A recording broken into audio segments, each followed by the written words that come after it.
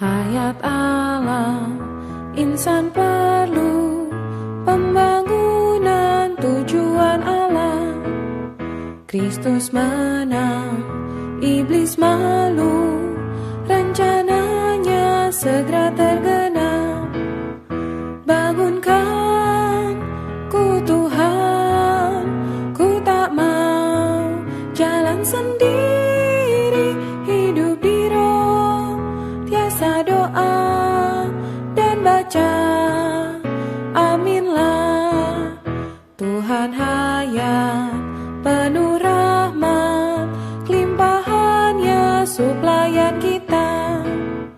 Untuk bangun perlu hayat, hayat bangun saling menunjang. Bangunkan ku Tuhan, ku tak mau jalan sendiri, hidup di roh, tiasa doa dan baca, aminlah. Kita bangkit, serah diri, sambil bangun pegang senjata. Singkir debat, basmi ego, padang firman menusuk musuh. Bangunkan ku Tuhan, ku tak mau jalan sendiri, hidup di roh, tiasa doa dan baca, aminlah. Ada jalan menuju kelimpahan hayat Tuhan, pertumbuhan hayat bawa pembangunan. Asal buka diri terhadap Tuhan dalam roh, tiap hari dua baca, dua baca. Bangunkan ku Tuhan, ku tak mau jalan sendiri, hidup di roh, tiasa doa dan baca, aminlah.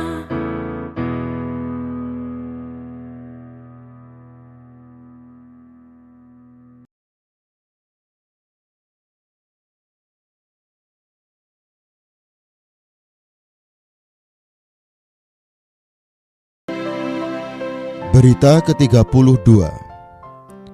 Penyaluran Allah Tritunggal untuk menghasilkan tempat tinggalnya. Bagian keempat. Yohanes pasal 14 terutama mewahyukan Allah Tritunggal menyalurkan dirinya ke dalam kita, agar dia dan kita dan dia dapat dibangun bersama dalam perbauran ilahi dan insani.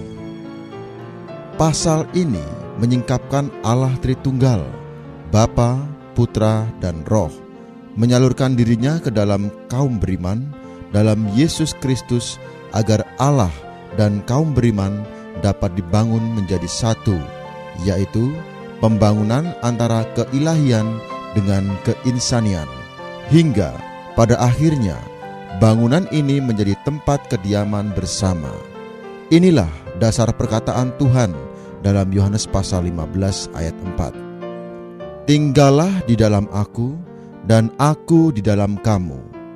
Inilah saling tinggal satu sama lain, karena kita tinggal di dalam dia, dan dia tinggal di dalam kita. Karena ada saling tinggal ini, maka ada tempat tinggal atau kediaman bersama. Mungkinkah kita tinggal tanpa tempat tinggal? Pasal 15 memang telah mewahyukan dengan jelas tentang saling tinggal. Tetapi di manakah tempat tinggal bersama itu? Dalam pasal 14. Dalam pasal 15 kita menjumpai kata tinggal, dan pasal 14 kita menjumpai kata tempat tinggal. Saya menyukai kedua kata ini. Dalam bahasa Yunani sama dengan bahasa Inggris, kata kerja tinggal adalah bentuk kata kerja dari kata benda tempat tinggal. Dalam bahasa Yunani, kita menemukan kata benda tempat tinggal pada pasal 14 dan kata kerja tinggal pada pasal 15. Kata yang sama dalam bahasa Yunani bagi tempat tinggal terdapat dalam pasal 14, baik dalam bentuk tunggal maupun bentuk jamak. Bentuk tunggalnya terdapat pada ayat 23. Di sana kita diberitahu bahwa Bapa dan Putra akan datang dan mengatur tempat tinggal bersama orang yang mengasihi Tuhan Yesus. Bentuk jamaknya ditemukan dalam ayat 2, di mana Tuhan memberitahu kita bahwa di rumah Bapanya terdapat banyak tempat tinggal. Ingatlah, tempat tinggal atau kediaman terdapat dalam pasal 14 dan tinggal mendiami terdapat dalam pasal 15. Pertama-tama kita memerlukan tempat tinggal, kemudian baru kita dapat tinggal. Hampir semua orang Kristen membicarakan hal tinggal dalam Yohanes pasal 15 tanpa mengetahui di mana tempat tinggal itu, dari mana asalnya, atau bagaimana terbentuknya. Walaupun pasal 15 ayat 4 menyebutkan dengan tegas, "Tinggallah di dalam aku dan aku di dalam kamu." Di manakah tempat tinggal itu dan bagaimana itu terbentuk? Tempat tinggal terdapat pada pasal sebelumnya, yakni pasal 14, dan terbentuknya itu karena Allah Tritunggal menyalurkan dirinya ke dalam orang-orang yang percaya. Dengan jalan inilah, Ia dengan orang-orang yang percaya, ilahi dan insani, terbangun bersama menjadi satu. Seperti yang telah kita ketahui, Yohanes pasal 14 ayat 1-6 memberitahu kita bahwa Tuhan Yesus akan menyediakan sebuah tempat bagi kita. Sekarang kita paham bahwa Dia bukan akan menyediakan sebuah bangunan gedung di surga. Tidak, Ia akan membukakan jalan dan mempersiapkan kedudukan bagi kita untuk masuk ke dalam Allah. Kita harus sangat jelas akan hal ini. Dalam ayat 6, Tuhan Yesus mengatakan bahwa Dia adalah jalan dan Bapa adalah arah tujuannya. Ia mengatakan bahwa Ia adalah jalan bagi kita untuk mencapai Bapa. Jadi, jalan ini merupakan persona yang hidup dan tempat tujuannya pun haruslah persona yang hidup. Putra adalah jalan yang membawa kita kepada Bapa sebagai tempat tujuan. Mulai dari pasal 14 ayat 7, Tuhan Yesus meneruskan memberitahu kita bagaimana kita dapat masuk ke dalam Bapa. Untuk dapat masuk ke dalam Bapa, kita perlu masuk dalam Putra, karena Dia ada di dalam Bapa. Begitu kita masuk ke dalam Putra, dengan sendirinya kita berada di dalam Bapa. Tuhan mengatakan bahwa Dia akan menyiapkan sebuah tempat bagi kita, agar di mana Dia berada, kita pun di sana. Di manakah Dia? Di dalam Bapa. Tetapi ketika Dia mengucapkan kata-kata ini, kita tidak berada di dalam Bapa. Itulah sebabnya Dia akan mengerjakan semua yang diperlukan untuk membawa kita ke tempat Dia berada. Tempat itu bukan tempat secara fisik, melainkan satu persona, yakni Bapa. Dia ada di dalam Bapa dan Dia akan membawa kita ke dalam dirinya. Karena Dia ada di dalam Bapa, maka begitu kita masuk ke dalam Dia, kita pun berada di dalam Bapa. Karena itu, akhirnya di mana Dia berada, kita juga ada di sana. Sekarang kita dapat memahami pasal 14 ayat 20 yang mengatakan, "Pada waktu itulah kamu akan tahu bahwa aku di dalam Bapa-Ku dan kamu di dalam aku dan aku di dalam kamu." Inilah perbauran ilahi dengan insani. Perbauran ilahi dengan insani ini merupakan tempat kediaman bersama. Allah tinggal di dalam manusia dan manusia tinggal di dalam Allah.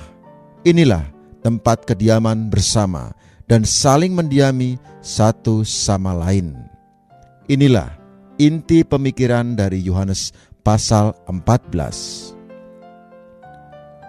Telah kita lihat dalam Yohanes pasal 14 bahwa Bapa adalah sumber, asal mula, esens, dan unsur. Putra adalah ekspresi, manifestasi, dan perwujudan dari segala apa adanya Bapa. Tanpa Putra, Bapa mustahil tertampak. Namun, oleh Sang Putra, Bapa diwujudkan, dimanifestasikan, diekspresikan, dan terlihat oleh manusia.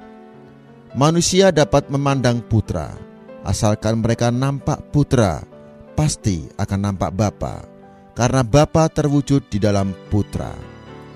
Tetapi sebelum kematian dan kebangkitannya, Putra masih belum bisa masuk ke dalam manusia. Dia hanya bisa berada di tengah-tengah manusia dan tertampak oleh manusia, tetapi tak dapat masuk ke dalam mereka.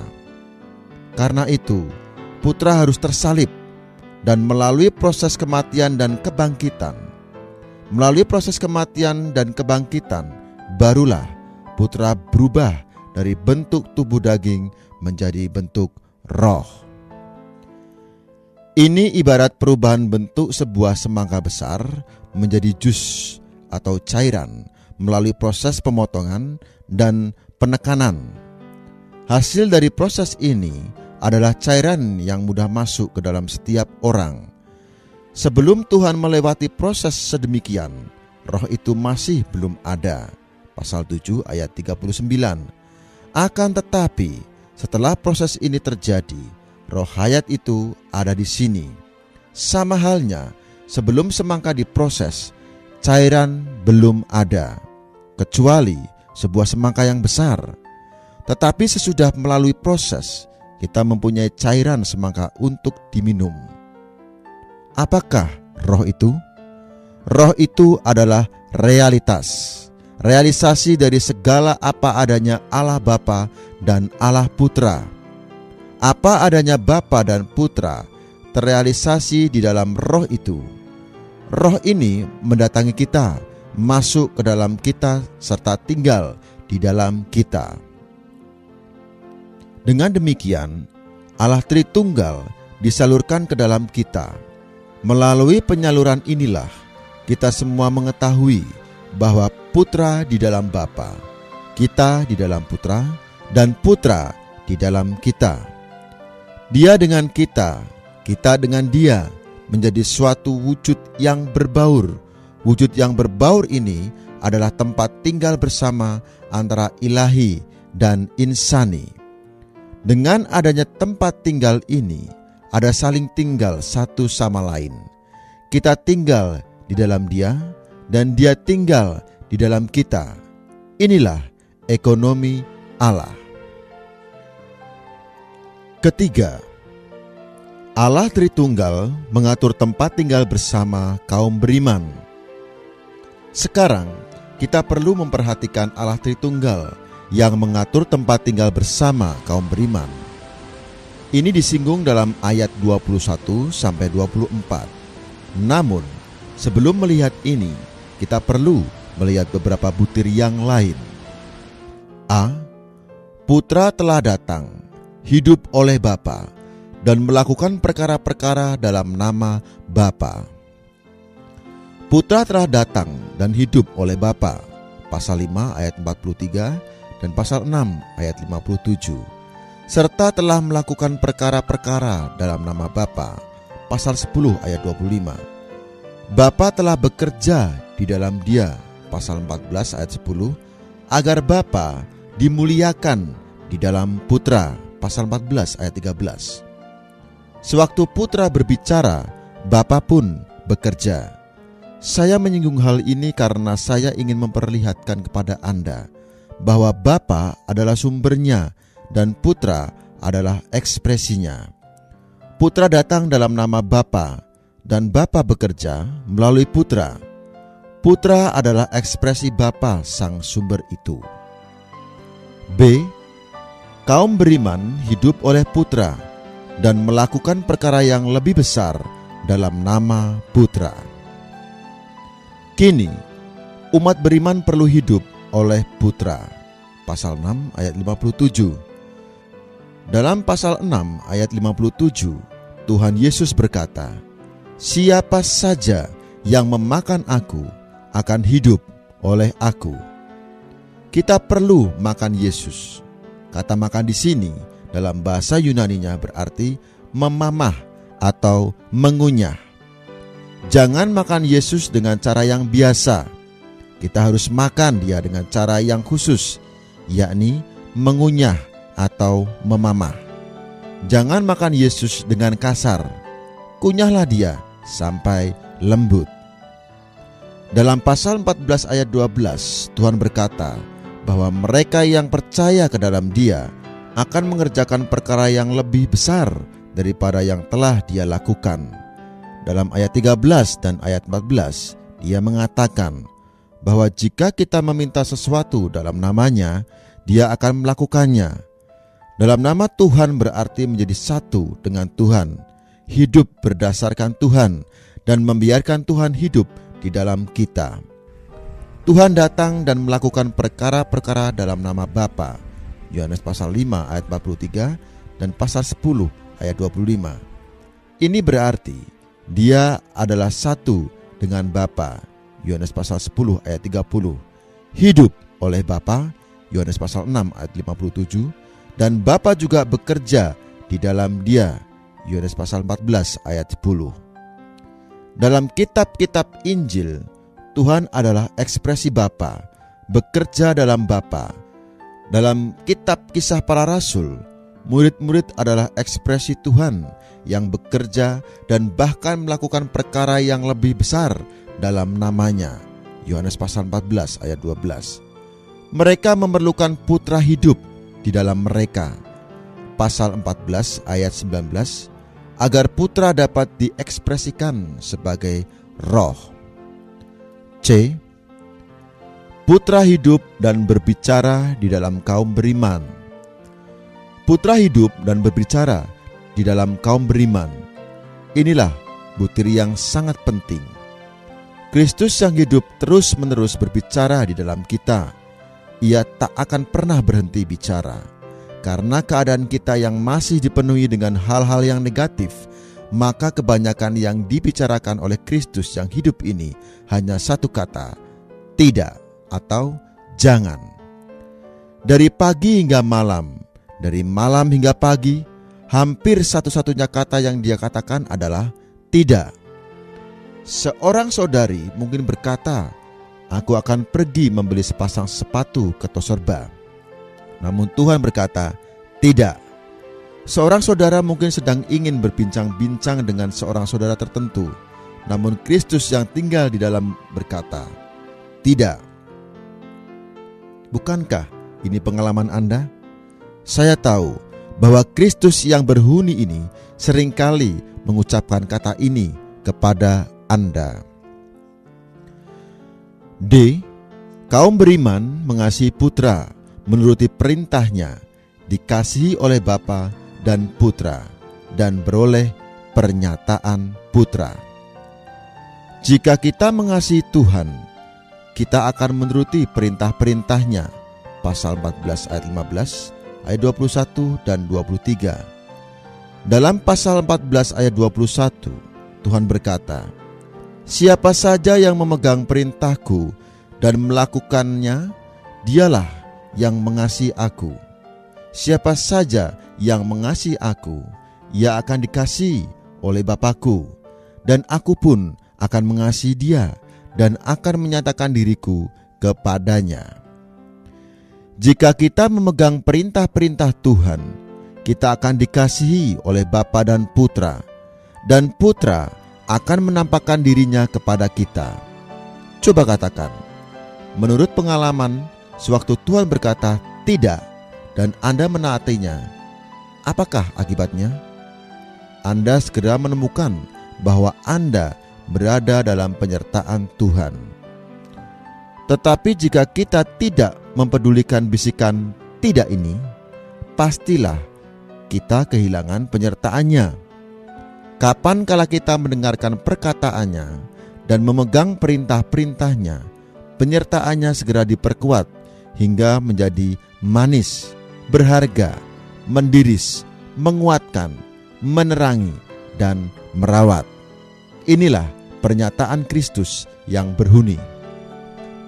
Bukankah kedengarannya tidak logis kalau mengatakan Kristus yang berhuni akan dinyatakan atau dimanifestasikan? Mungkin Anda bertanya, kalau dia sudah tinggal di dalamku, dia tentu sudah ada di sini. Mengapa Anda mengatakan bahwa dia akan menyatakan dirinya? Karena Kristus yang berhuni itu seringkali menghilang.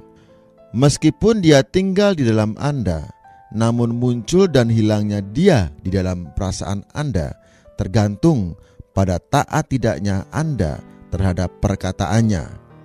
Semua saudara-saudari, tua maupun muda, sedikit banyak mempunyai pengalaman semacam ini.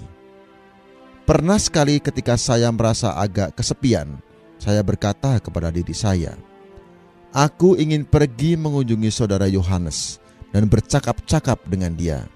Tetapi Kristus yang berhuni di dalam mengatakan, jangan.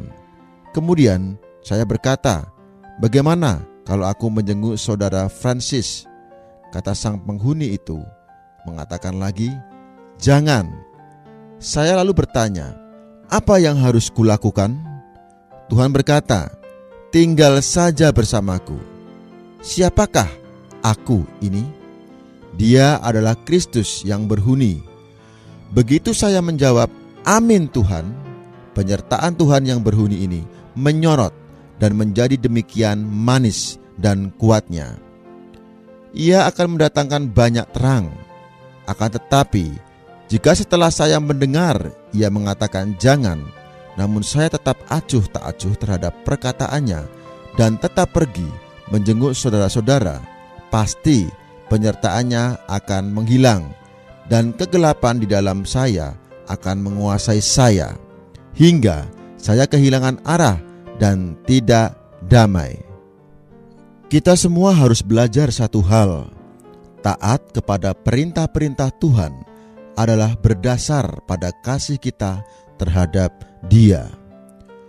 Jika Anda mengasihi Tuhan, Anda pasti akan mengatakan amin saat Ia mengatakan jangan. Jika Anda benar-benar mengatakan amin, Anda pasti mengalami penyataannya. Tuhan akan menyatakan dirinya kepada siapa yang mengasihi Dia dan memelihara perintahnya. Ini bukan berarti sebelum Tuhan menyatakan dirinya kepada kita, Ia berada di surga tingkat ketiga. Bukan, Dia ada di dalam kita. Namun, karena ketidaktaatan kita, penyertaannya hilang. Terang menjadi gelap, kuat menjadi lemah, dan hayat menjadi maut. Dalam seluruh Injil Yohanes, hanya ada 2 permintaan. Yang pertama adalah percaya ke dalamnya, dan yang kedua ialah mengasihi Dia. Percaya ke dalamnya adalah menerima Dia, dan mengasihi Dia adalah menikmati Dia. Kita semua telah percaya ke dalamnya, berarti kita semua telah menerima Dia. Tetapi masalahnya sekarang ialah kita mengasihi Dia atau tidak. Boleh saja Anda telah menerima Tuhan Yesus dan sekarang Dia ada di dalam Anda. Namun, belum tentu Anda mengasihi Dia. Kita perlu menjadi pencinta Tuhan Yesus sepanjang hari. Ini adalah aspek yang paling mencolok atas miniatur hidup gereja dalam pasal 12, yaitu kasih yang menuangkan minyak urapan ke atas diri Tuhan. Kita semua harus mengasihi Dia. Penyertaannya selalu berhubungan dengan kasih kita kepadanya. Semakin kita mengasihi Dia, semakin kita menikmati penyertaannya. Apakah penyertaannya itu? Tak lain adalah kenikmatan atas dirinya. Asal kita memiliki penyertaannya, kita menikmatinya. Semakin kita mengasihi Dia, semakin pula kita memiliki penyertaannya. Semakin kita berada dalam penyertaannya, semakin kita menikmati segala apa adanya terhadap kita. Kita hanya perlu mengasihi Dia. pengetahuan tidaklah terhitung. Hanya mengasihi yang berarti. Alangkah perlunya kita mengasihi Dia. Saya telah mengasihinya lebih dari 50 tahun, dan hari ini saya merasa Dia lebih menarik daripada yang lalu. Tak seorang pun lebih menarik daripada Dia. Kitab Kidung Agung mencantumkan bahwa Dia itu seluruhnya menarik, pasal 5 ayat 16. Pemulihan Tuhan adalah pemulihan mengasihi Tuhan Yesus. Bila kita tidak mengasihi Dia, kita sudah tamat dari pemulihannya. Bapa dan Putra datang sebagai roh kepada kaum beriman. Bapa dan Putra datang sebagai roh kepada orang beriman. Mungkin Anda bertanya, bukankah mereka sudah ada di sini? Ya, memang mereka ada di sini, tetapi mereka belum ternyatakan. Kedatangan mereka adalah penyataan mereka. Ketika Tuhan mengatakan bahwa Bapa dan Putra akan datang kepada orang beriman, itu bukan berarti mereka jauh dari pencinta Yesus. Mereka ada di sini bersama dengan pencinta Yesus. Hanya saja mereka belum ternyatakan. Kedatangan mereka adalah penyataan mereka. Allah Tritunggal mengatur tempat tinggal bersama kaum beriman. Allah Tritunggal mengatur tempat tinggal bersama kaum beriman. Dalam ayat 23, Tuhan Yesus tidak berkata, Bapa dan aku akan tinggal bersamanya. Tetapi Ia berkata, kami akan datang kepadanya dan mengatur tempat tinggal bersama Dia. Ada perbedaan antara dua kalimat tinggal bersamanya dan mengatur tempat tinggal bersama Dia. Perbedaan ini lebih dari sekedar ungkapan bahasa. Mengatakan Bapa dan aku akan datang kepadanya dan tinggal dengannya, ini sudah benar dari segi bahasanya. Akan tetapi, mengatakan Bapa dan aku akan datang kepadanya dan mengatur tempat tinggal bersamanya, ini mengandung makna yang lebih. Dalam hal apa lebih bermakna? Dalam hal Bapa dan Putra akan mengambil pencinta Yesus sebagai tempat tinggal mereka. Kaum beriman akan menjadi tempat tinggal mereka. Tuhan seolah berkata, kami akan mengatur tempat tinggal bersama Dia, sehingga Dia dan kami akan mempunyai sebuah tempat tinggal. Dia akan menjadi tempat tinggal kami, dan kami akan menjadi tempat tinggalnya. Ayat ini adalah dasar dari pasal 15 ayat 4-5. Tinggallah di dalam aku, dan aku di dalam kamu. Kebanyakan orang Kristen kurang menyadari bahwa dasar dari pasal 15 ayat 4-5 adalah pasal 14 ayat 23. Di sana dikatakan bahwa Bapa dan Putra menjadi roh, menyatakan diri kepada orang beriman yang mengasihi Dia, dan mengatur tempat tinggal bersama. Dengan kata lain, tempat tinggal ini disediakan oleh kunjungan Allah Tritunggal. Ketika Allah Tritunggal mengunjungi Anda, kunjungannya akan menjadikan Anda tempat tinggalnya, dan Dia menjadi tempat tinggal Anda. Akhirnya, Anda dengan Dia, Dia dengan Anda, menjadi tempat tinggal bersama. Anda akan tinggal di dalam Dia, dan Dia akan tinggal di dalam Anda. Ini sangat menakjubkan. Dia bukan hanya menjadi penghuni di dalam Anda, Dia pun menjadi tempat tinggal Anda. Meskipun hal berhuninya Dia di dalam kita sudah cukup menakjubkan, saya lebih suka memiliki Dia sebagai tempat tinggal saya. Kita dapat tinggal di dalam Dia, dan Dia tinggal di dalam kita. Dalam situasi yang seperti ini, tidak ada tempat bagi dosa, dunia, iblis, manusia lama, atau daging. Semua hal itu telah terusir. Saya harap Anda mau secara jujur merenungkan pengalaman Anda pada masa silam. Tidakkah Anda mempunyai pengalaman ini pada masa lampau? Dalam lubuk batin Anda terdapat apresiasi atau penghargaan yang manis terhadap Tuhan Yesus. Dan Ana berkata, "Tuhan, aku cinta kepadamu." Kemudian Tuhan berkata, "Karena engkau mengasihi aku, maka perintahku ialah, jangan melakukan ini dan itu." Anda menjawab, "Amin Tuhan Yesus." Mungkin Anda mengatakan amin dengan berlinang air mata, tetapi segera Anda memiliki perasaan bahwa Tuhan telah ternyatakan dalam batin Anda. Anda benar-benar berada dalam penyertaannya. Pada saat itu, Anda memiliki perasaan bahwa Ia sedang memenuhi Anda dengan dirinya sendiri, sehingga Anda tertarik ke dalamnya.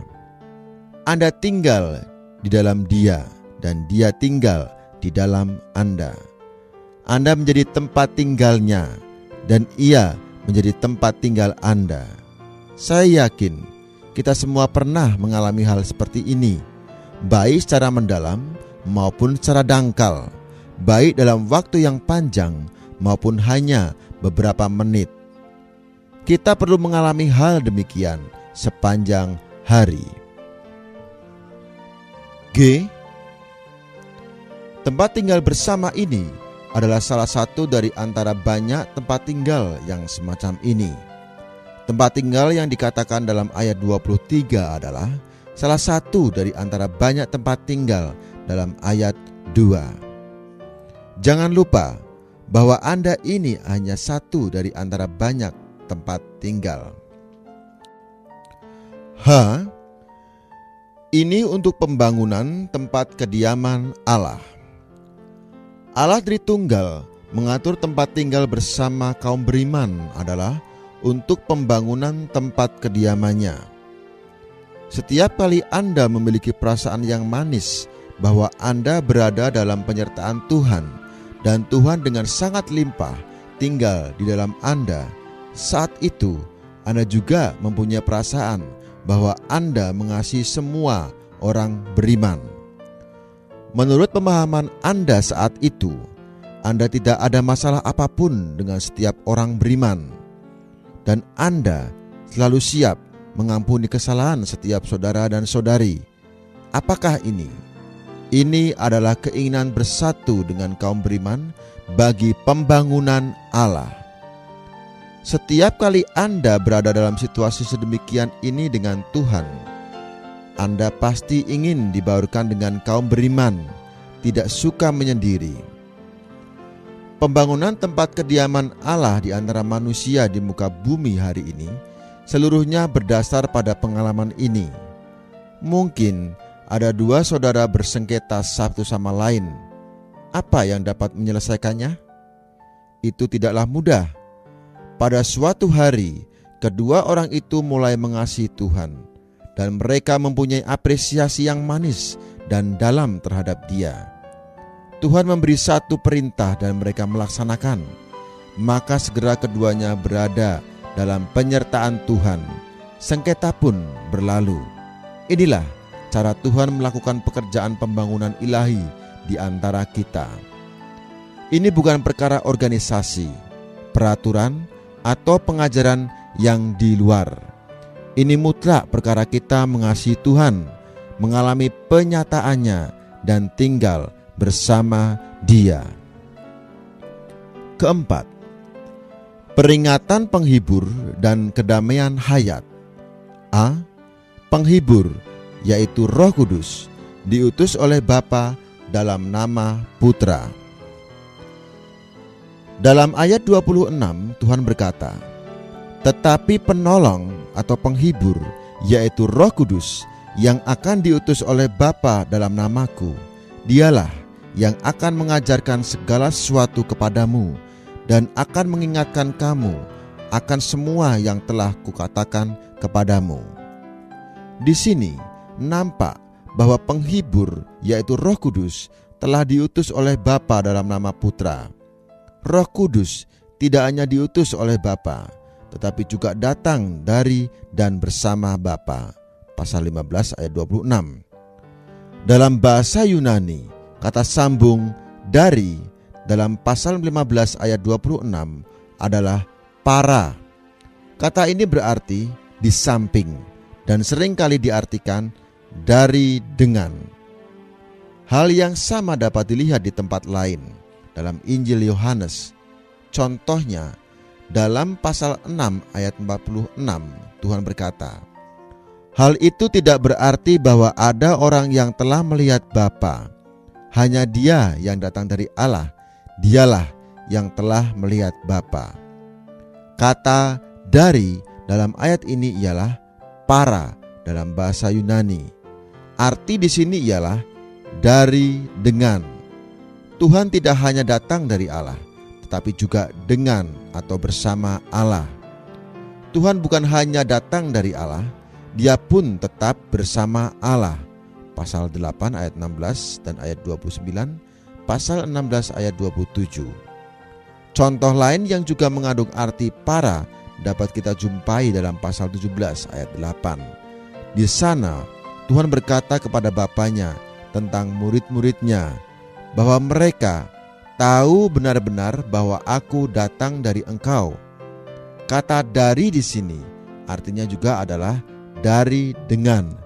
Begitu juga penghibur Roh Kudus diutus dari dan dengan Allah Bapa. Berarti Roh itu bukan hanya datang dari Bapa, tetapi juga dengan Bapa. Ketika Bapa mengutus Roh itu, Dia pun datang bersama dengan Roh itu.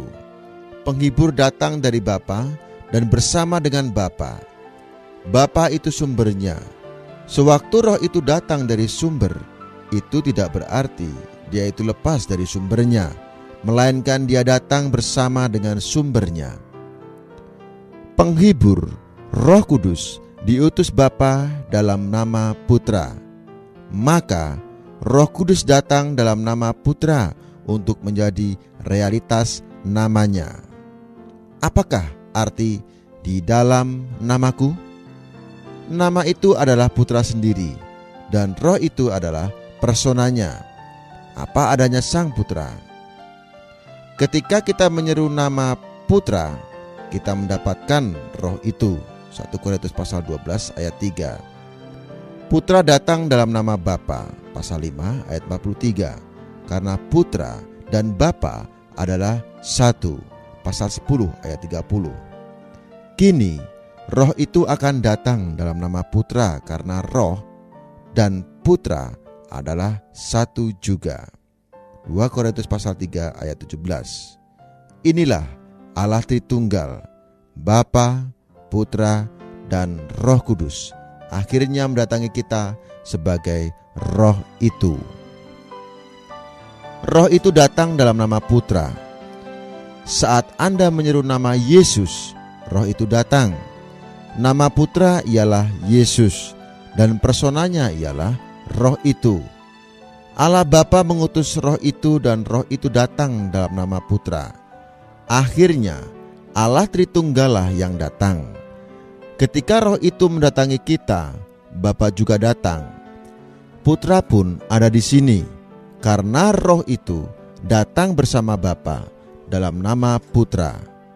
Bapa mengutus Roh itu dari dan dengan dirinya, dan Roh itu datang dalam nama Putra. Roh itu datang sebagai Putra. Dia adalah Putra yang datang, dan Putra ini datang dari dan dengan Bapa. Jadi, ketika yang satu datang, ketiga-tiganya ikut hadir. Izinkanlah saya mengulanginya. Bapa mengutus Roh itu bersama dirinya. Roh itu datang dengan Bapa. Maka Bapa datang bersama dengan Roh itu. Roh datang dalam nama Putra dan sebagai Putra. Ketika Roh itu datang, itu adalah Putra yang datang. Jadi, saat Roh itu datang, ketiga-tiganya serempak datang. Roh datang sesudah kebangkitan Tuhan untuk mengingatkan murid-murid tentang segala perkara yang telah Tuhan beritahukan kepada mereka sebelum Ia disalibkan.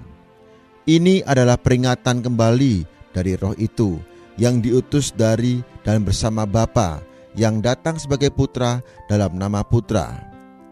Nama adalah Putra sendiri, dan Roh itu adalah apa adanya dan persona Putra. Ketika murid-murid menyeru nama Putra, mereka menerima Roh itu yang mengingatkan mereka dan akan apa yang telah diberitahukan Putra kepada mereka sebelum kematiannya. B. Damai sejahtera hayat. 1. Berbeda dengan damai sejahtera dunia. Dalam ayat 27, Tuhan berkata, "Damai sejahtera kutinggalkan bagimu, damai sejahteraku kuberikan kepadamu, dan apa yang kuberikan tidak seperti yang diberikan oleh dunia kepadamu. Janganlah gelisah dan gentar hatimu." Di sini kita nampak damai sejahtera hayat. Ini berbeda dengan damai sejahtera dunia. 2. Mengatasi semua persoalan dan ketakutan. Dalam damai sejahtera hayat, mengatasi semua persoalan dan ketakutan. Semua persoalan dan ketakutan yang ada dalam potongan firman ini datangnya dari agama penganiaya. Pada masa itu, mengikuti Tuhan Yesus bukan perkara kecil. Murid-murid menanggung resiko kehilangan nyawa mereka, atau setidaknya akan kehilangan nafkah mereka. Karena murid-murid di bawah ketakutan terhadap agama penentang dan penganiaya, Tuhan memberitahu mereka bahwa di dalam Dia mereka mempunyai damai sejahtera. Dia meninggalkan damai sejahteranya kepada mereka. Damai sejahtera ini justru Tuhan sendiri. Tak peduli tentangannya, aniaya, desas-desus fitnahan, dan perusakan reputasi yang dilontarkan oleh agama kepada kita. Tuhan Yesus di dalam kita menjadi hayat kita dan damai sejahtera kita. Kini kita boleh menikmati Tuhan sebagai hayat kita, tempat tinggal kita, dan damai sejahtera kita. Puji syukur kepada Tuhan, Dia adalah segala sesuatu bagi kita. Dia adalah hayat kita, tempat tinggal kita, dan damai sejahtera kita. 3. Penguasa dunia bukan apa-apa dalam Sang Pemberi damai sejahtera ini. Penguasa dunia ini tak berkuasa sedikit pun atas pemberi damai sejahtera ini. Pasal 14 ayat 30. Dalam ayat ini Tuhan mengatakan, penguasa dunia ini datang, ia tidak berkuasa sedikit pun atas diriku. Penguasa dunia ini adalah iblis. Saatnya akan tiba di mana iblis akan menyerang Tuhan. Tetapi Tuhan berkata bahwa di dalam Dia, iblis itu bukan apa-apa. Dalam ayat berikutnya, Tuhan berkata, "Tetapi dunia harus tahu bahwa aku mengasihi Bapa, dan bahwa aku melakukan segala sesuatu seperti yang diperintahkan Bapa kepadaku." Perintah Bapa di sini adalah agar Dia mati dengan tujuan membawa kita ke dalam Allah. Tuhan telah mematuhi perintah ini serta menunjukkan kepada dunia bahwa Dia mengasihi Bapa. Tuhan bukan memasuki kematian dengan maksud menunjukkan bahwa iblis telah gagal dalam hal mengalahkan Dia, atau iblis bukan apa-apa di dalam Dia. Tetapi Tuhan mati karena Ia ingin membuktikan kepada dunia betapa Dia mengasihi Bapa. Saya yakin bahwa sampai pada butir ini kita sudah jelas akan makna dari pasal ini. Tuhan akan mati, dibangkitkan dan diubah ke dalam bentuk Roh itu sebagai bentuk yang lain, sebagai penolong yang lain, sehingga Ia dapat masuk ke dalam kita serta membawa kita ke dalam Allah. Dengan hayat kebangkitan, kita disatukan dengan Allah. Hanya melalui kematian Tuhan dan kebangkitannya, kita dapat disatukan dengan Allah dan dibawa masuk ke dalamnya. Dengan kematiannya, Tuhan telah menyingkirkan sifat dosa, perbuatan dosa, ego, manusia lama, tubuh daging, dunia, penguasa dunia, dan maut. Tuhan telah menghapuskan semua jarak atau pemisah ini melalui kematiannya. Dengan kebangkitannya, Ia kini menjadi roh itu, dan sebagai roh itu, Ia masuk ke dalam kita, serta membawa kita ke dalam keesaan dengan Allah. Sekarang Dia di dalam Bapa, dan kita di dalam Dia, dan Dia di dalam kita. Akhirnya kita pun di dalam Bapa. Jika kita mengasihi Dia dan bekerja sama dengan Dia, pasti Ia akan lebih banyak menyatakan dirinya kepada kita. Semakin kita mengasihi Tuhan, semakin Allah Tritunggal masuk ke dalam kita, bersemayam bersama kita, dan mengatur tempat tinggal bersama dengan kita. Tempat tinggal bersama ini adalah perbauran antara Allah dengan manusia. Keesaan perbauran ini ialah tempat tinggal rohani, tempat tinggal ilahi, tempat tinggal bersama. Kita adalah tempat tinggal Allah. Allah juga adalah tempat tinggal kita. Inilah pembangunan yang sejati. Inilah arti yang tepat atas firman Tuhan yang terdapat dalam pasal ini. Amin.